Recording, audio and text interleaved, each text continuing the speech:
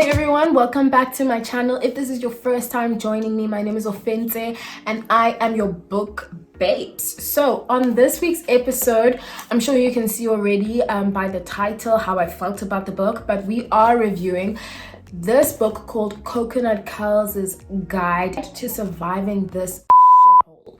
So right off the bat, I'm gonna say that I did not enjoy the book, but not because it was a bad book, because it's really well done, like it's well written, but I think it was like a little bit like triggering for me. Like after the hee-hees and the ha-has and the jabs, I was like, oh, okay. It really be like this, and a lot of the times I found myself like so mad because I'm like, oh, why is it like this? This is just wrong. This is not how people should be treated. This is not how people should be viewed. But it really be like this in our country, maybe in the world. It's upsetting me and my homegirl.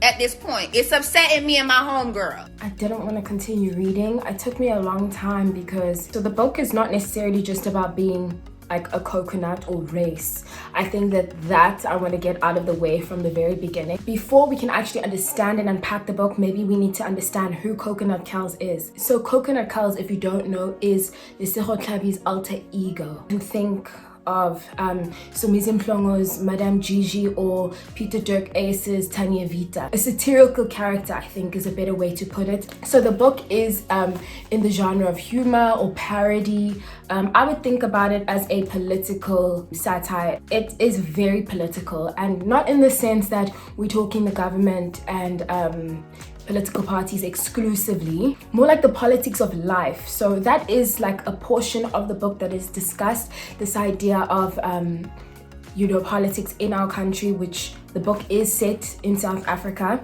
Lesego is not Lesego, Coconut Kelz, because that's a very important distinction. Coconut Kelz is writing an entrance essay to be admitted to a particular university called Quota University, which is just brilliant. Like the title suggests, it's a survival guide of how to basically navigate your way through South Africa. Now, it's built on the premise that you may be a black person, right, who wants to transition into a white person, and kind of like if you think about Rachel Dolezal, who she actually discusses in the book, she was born a white woman and she felt like, no, this is not the race that I identify with. Now, Coconut Kelz feels the same way. She was born a black woman, but she identifies more with whiteness and white culture, and feels as though she wants to transition into being a white woman. So that's just this idea of identity politics, which is very well done in the book, I think.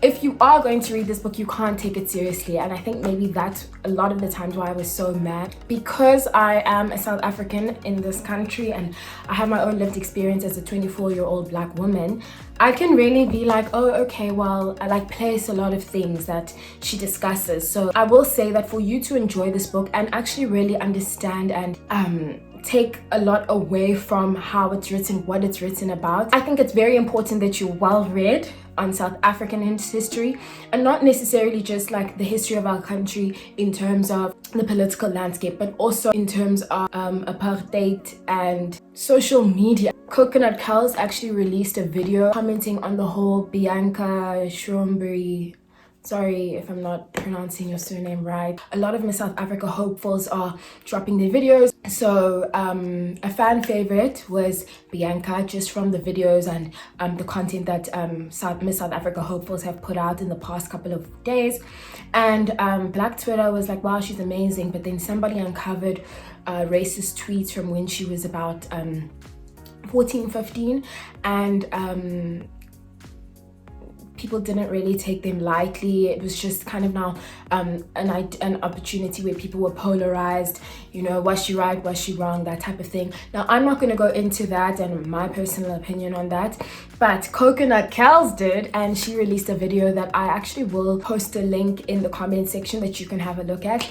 And she was talking about how Bianca didn't mean it. Like, just a side note, in this video, I was talking to my sister. Also, one of the reasons why I took a break from filming and that type of thing is I was talking to my sister and she was like, oh, like, I like your channel or whatever, but you can do better. And one of the things that she was like, I need to do is just be like a little bit more natural in myself. And that was something that I'm like, you're so aware of the camera, like, but something that I'm definitely working on. So shout out to my little sister for that. I'll definitely take all her tips and pointers because she's the YouTube queen. I have 3 younger siblings, so they're super like into YouTube and they're like always, you know, like, okay, try this, do this, that, and you know, I'm down for it. So if you have any feedback, something that you would like to see or something that you think that can take this channel to the next level, definitely let me know. Hit me on social media, Instagram ufentsemdk, Twitter ufentsemdk, as well as in the comment section because you're here already, right? So just in terms of the structure of the book, it's divided into 3 sections. So we've got our introduction and then we've got part 1. Part 1 talks about looking the part. So right, we spoke about how this book is based on the premise that you are a black person who identifies as transracial and wants to transition from being a black person to a white person. So it talks about like looking the part, like in terms of beauty tips, makeup, transport, how you get yourself a white man. So it's definitely aimed at like black women because Coconut Kelz is a black woman, so she writes from that perspective. A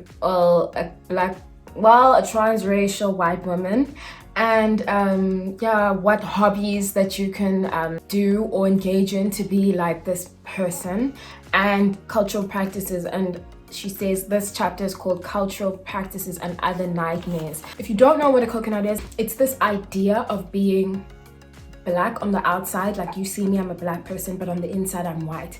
So I don't necessarily like the term, but I thought about a lot of things in terms of my own identity within blackness. So she talks about all these cultures and stuff like that and how there's so many ways to exist in whiteness, whereas blackness is always kind of like, you know, confined to like this idea, like you're this or you're that, like you do this or you're not black, you do this or you're not black. So that was super interesting to me.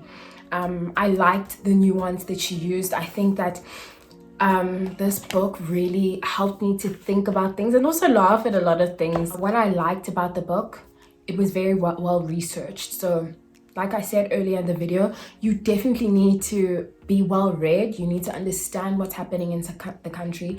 You need to know like a lot of the things that maybe have gone viral, Black Twitter politics, your just general pop culture, but like how it's contextualized in the country South Africa. So for people who aren't necessarily South African or familiar with a lot of the dynamics and things that people face here, that might be difficult for you to grasp and understand, but maybe this book could actually help you in that variety. You probably will see yourself doing a lot of background research and maybe not even catching some of the things that you actually should be catching because it's so rooted in that.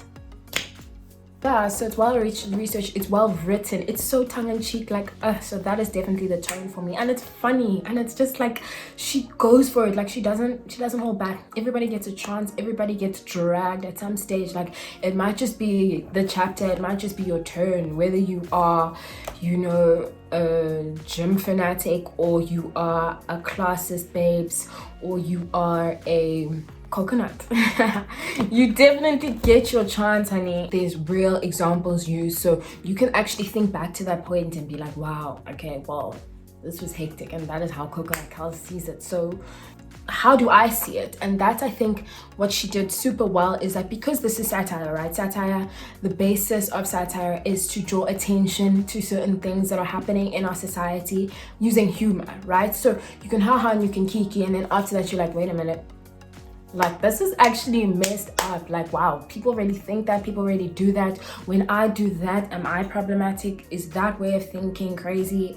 Okay, I'm actually agreeing with Coconut Kelz. So is that problematic? Am I problematic? You know, great opportunity for you to conceptualize and also just laugh at some of these things that are just ridiculous. The themes that I picked up in this book were tokenism, racism, diets, the white gaze, culture, religion, and just all these little things that people use to construct their identity, that create difference and say like separation from others, but also bring other people together.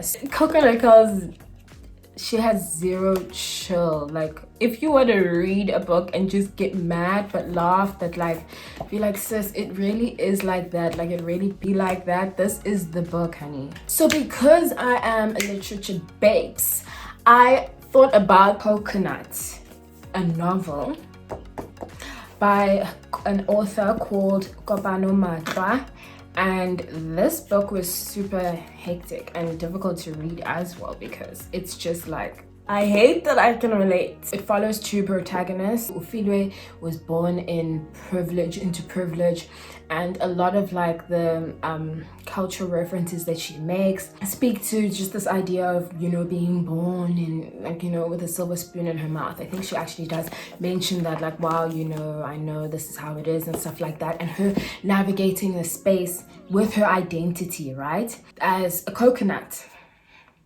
The other protagonist, her name is Fikile, and Fikile is a young woman who wasn't necessarily born into the privilege that Ufilwe has been born into. It's like their narrative threads intersect when Ufilwe shares a meal with her family at the restaurant that Fikile waitresses at. Both about, you know, this idea of being a coconut, right?